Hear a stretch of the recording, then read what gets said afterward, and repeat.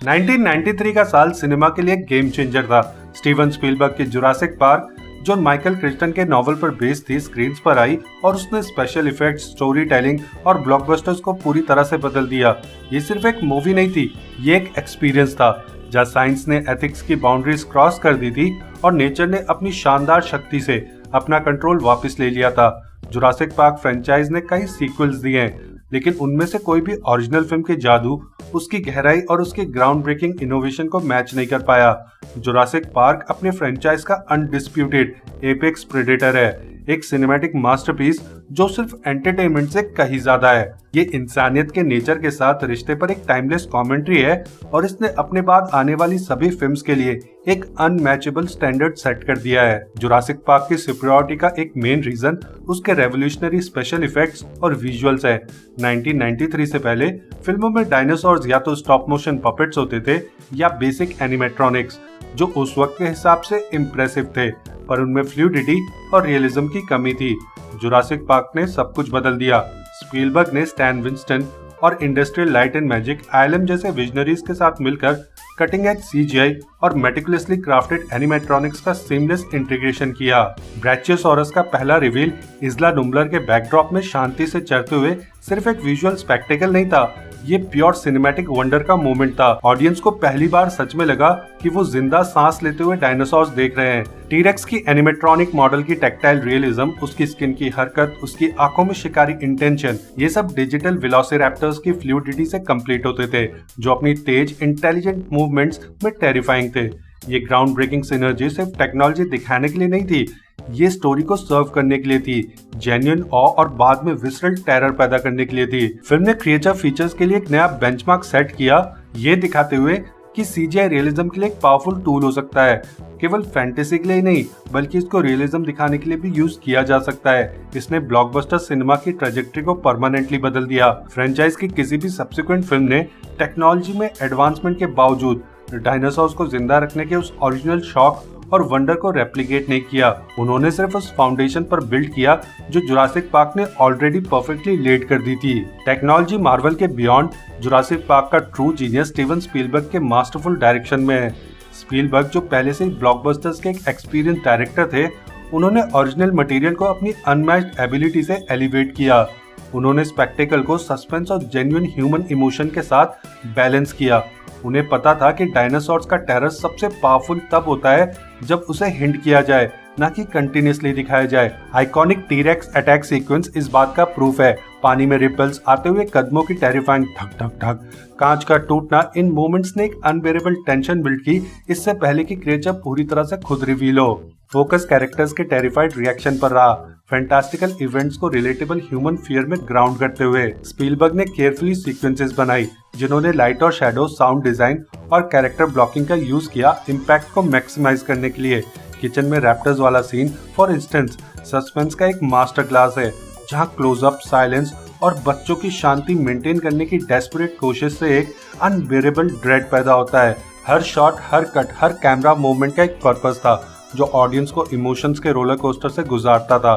Initial wonder और excitement से लेकर हार्ट पाउंडिंग फियर और सर्वाइवल के लिए डेस्परेट स्ट्रगल तक। डायरेक्शन में ये मेटिकुलस अटेंशन और सिनेमैटिक स्टोरी टेलिंग की गहराई स्पीलबर्ग के पीक पर होने का साइन है, जिससे जुरासिक पार्क सिर्फ एक स्पेशल इफेक्ट एक्स्ट्रावेगेंजा नहीं बल्कि एक tightly wound, incredibly effective thriller बनी। सीक्वल्स भले ही ऑफ्टन एंटरटेनिंग थे, अक्सर एक्शन सेट पीसेस को सस्पेंस के नुआंस्ड बिल्डअप पर प्रायोरिटाइज करते थे, जिससे वो केयरफुली कैलिब्रेटेड टेंशन लूज हो जाती थी, जिसने ओरिजिनल को इतना यूनिकली ग्रिपिंग बनाया। जुरासिक पार्क की कंपेलिंग स्टोरी और थीमेटिक डेप्थ उसकी फ्रेंचाइज के पिनेकल के रूप में उसकी पोजीशन को और मजबूत करती है। माइकल क्रिस्टन का ओरिजिनल नॉवल सिर्फ एक डायनासोर एडवेंचर नहीं था, ये कॉशनरी टेल थी, अनचेक्ड साइंटिफिक एम्बिशन के खतरों पर एक फिलोसफिकल इंक्वायरी थी, और स्पीलबर्ग ने स्क्रीन राइटर डेविड कोएब के साथ स्मार्टली इन कोर थीम्स को प्रिजर्व किया। फिल्म साइंटिफिक ह्यूब्रिस के कॉन्सेप्ट को गहराई से दिखाती है, ये आइडिया कि इंसानियत टेक्नोलॉजी से आर्म्ड होकर नेचर को कॉन्कर और कंट्रोल कर सकती है। जॉन हेमंड का जुरासिक पार्क का ड्रीम भले ही उसके वंडर शेयर करने के डिजायर से ड्रिवन हो, लेकिन ये केओस थ्योरी उसके लाइफ की इनहेरेंट अनप्रेडिक्टेबिलिटी को इग्नोर करने की वजह से फ्लॉड है। Doctor Ian Malcolm astute mathematician film का मॉरल कंपास है, जो बार बार प्लेइंग गॉड की फॉली के खिलाफ वार्न करते रहते हैं। उनकी memorable lines life finds a way movie के सेंट्रल टेनेट को इनकैप्सुलेट करती है कि नेचर को कंटेन, कॉमोडिफाई या कंट्रोल नहीं किया जा सकता। फिल्म जेनेटिक इंजीनियरिंग और लाइफ के कमर्शियलाइजेशन के एथिकल इम्प्लीकेशन को एक्सप्लोर करती है, ऐसे सवाल उठाती है जो आज भी रेलेवेंट है। ये सिर्फ डायनासोर्स के एस्केप होने की स्टोरी नहीं है, ये प्लेनेट के प्रति इंसानियत की रिस्पॉन्सिबिलिटी और एथिकल रैमिफिकेशन को सोचे बिना साइंटिफिक बाउंड्रीज को पुश करने के पोटेंशियल कैटास्ट्रोफिक कॉन्सिक्वेंसेस पर एक गहरा रिफ्लेक्शन है। ये थीमेटिक रिचनेस जुरासिक पार्क को सिर्फ एक क्रिएचर फीचर से कहीं ज्यादा बनाती है, इसे सिनेमा का एक थॉट प्रोवोकिंग पीस बनाती है जो क्रेडिट रोल होने के बाद भी रेजोनेट करता है। सब्सिक्वेंट फिल्म्स ने भी इन थीम्स को टच किया है, पर किसी ने भी उन्हें ओरिजिनल जैसी क्लैरिटी, अर्जेंसी या इंटेलेक्चुअल रिगर के साथ एक्सप्लोर नहीं किया। सीक्वल्स अक्सर एथिकल डिलेमास को more conventional hero versus monster narratives में सिंप्लीफाई कर देते हैं। वो फिलोसॉफिकल वेट खो देते हैं जिसने ओरिजिनल को इतना कंपेलिंग बनाया था। जुरासिक पार्क की एंड्योरिंग अपील का एक कॉर्नरस्टोन उसके मेमोरेबल कैरेक्टर्स हैं और उन्हें जिंदा करने वाली स्टेलर परफॉर्मेंसेज है।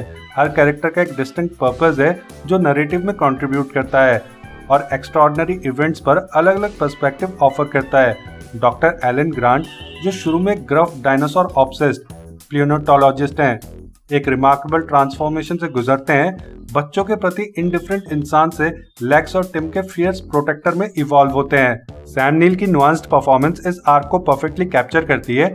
ग्रांट की इनिशियल डिस्कम्फर्ट, उनका बढ़ता हुआ डर और अल्टीमेटली उनके पेरेंटल इंस्टिंक्ट को पोर्ट्रे करते हुए।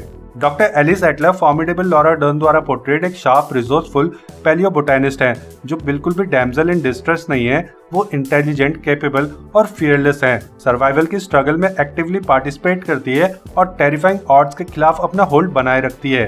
जेफ गोल्डब्लम का डॉक्टर इयान मैल्कम का पोर्ट्रेल आइकॉनिक से कम नहीं है। उनका क्वर्की, सिनिकल और highly quotable delivery chaos theory के प्रिंसिपल को कॉमिक रिलीफ और प्रोफाउंड फिलोसॉफिकल कमेंट्री दोनों प्रोवाइड करता है।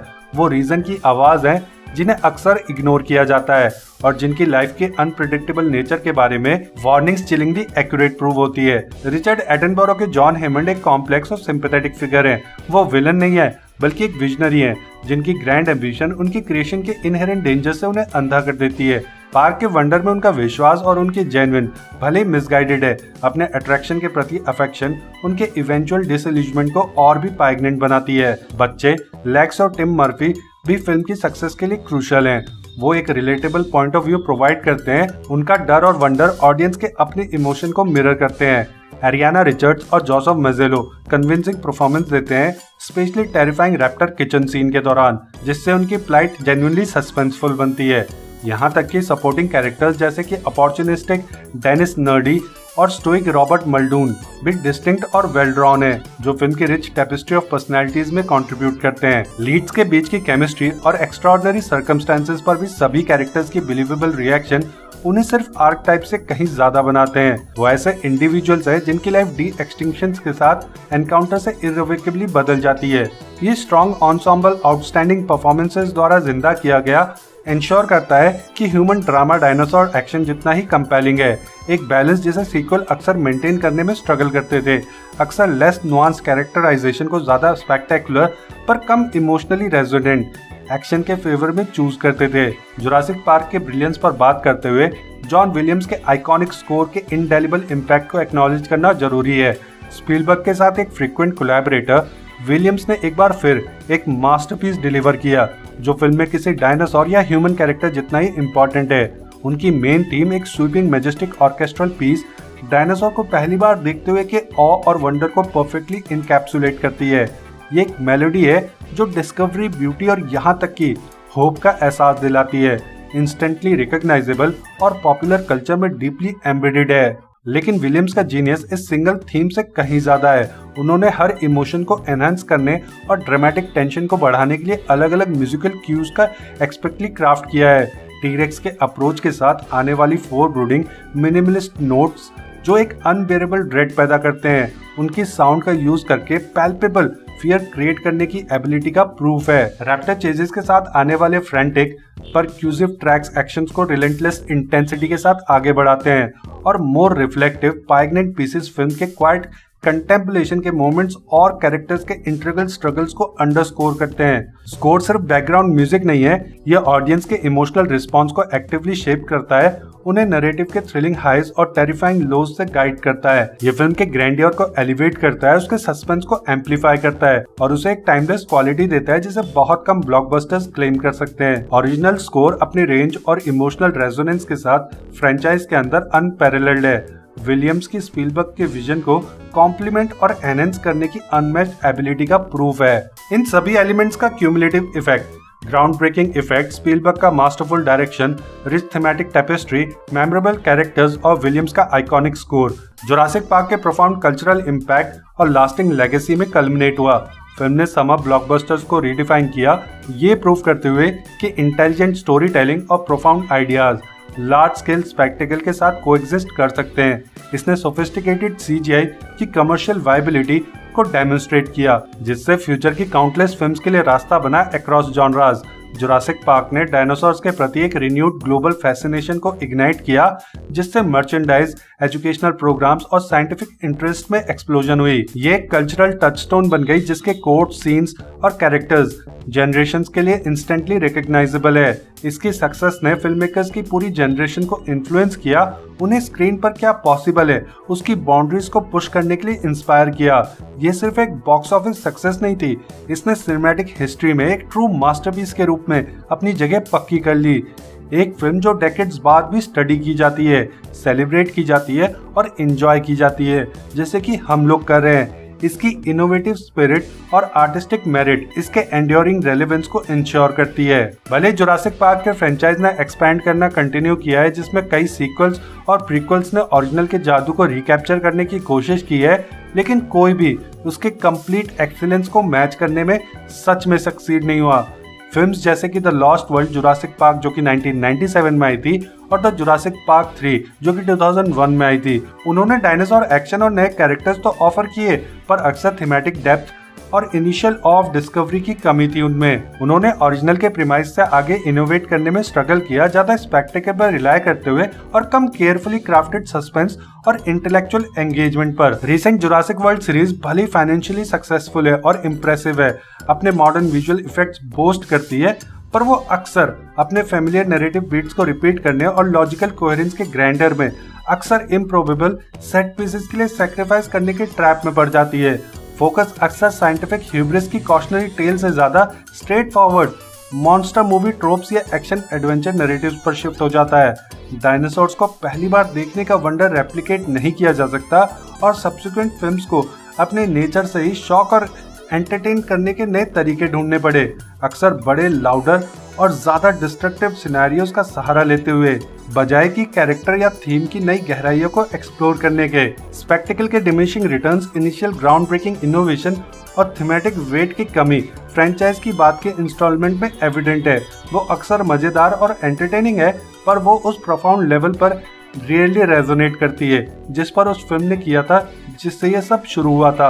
मैं जुरासिक पार्क की बात कर रहा हूँ, जिस पे ये पूरा ऐसे आधारित है। तो जुरासिक पार्क सिर्फ अपनी फ्रेंचाइज की सबसे बेस्ट मूवी नहीं है, ये एक सिंगुलर सिनेमैटिक अचीवमेंट है जो अनपैरेलल्ड है। ग्राउंड ब्रेकिंग विजुअल इफेक्ट्स और स्टीवन स्पीलबर्ग के मास्टरफुल डायरेक्शन का रेवोल्यूशनरी ब्लेंड और डायनासोर के अनप्रेसिडेंटेड रियलिज्म के साथ जिंदा लाया और इसने ब्लॉकबस्टर्स फिल्म का फेस फॉरएवर बदल दिया।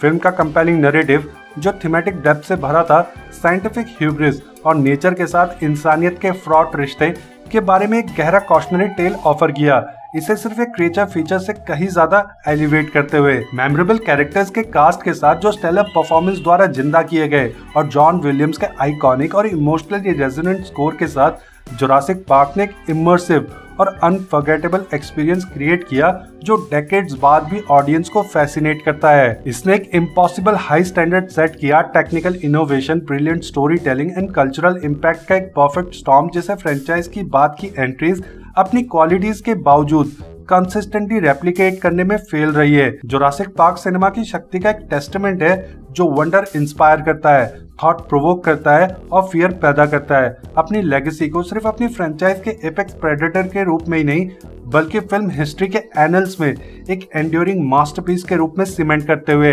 तो मेरे लिए तो जुरासिक पार्क केवल इस पूरी फ्रेंचाइज की बेस्ट फिल्म नहीं है बल्कि एक प्योर मास्टरपीस है। इसे देखने में एक अलग ही आनंद आता है। वैसे आप लोगों को ये फिल्म कैसी लगती है नीचे कमेंट्स में जरूर बताइएगा।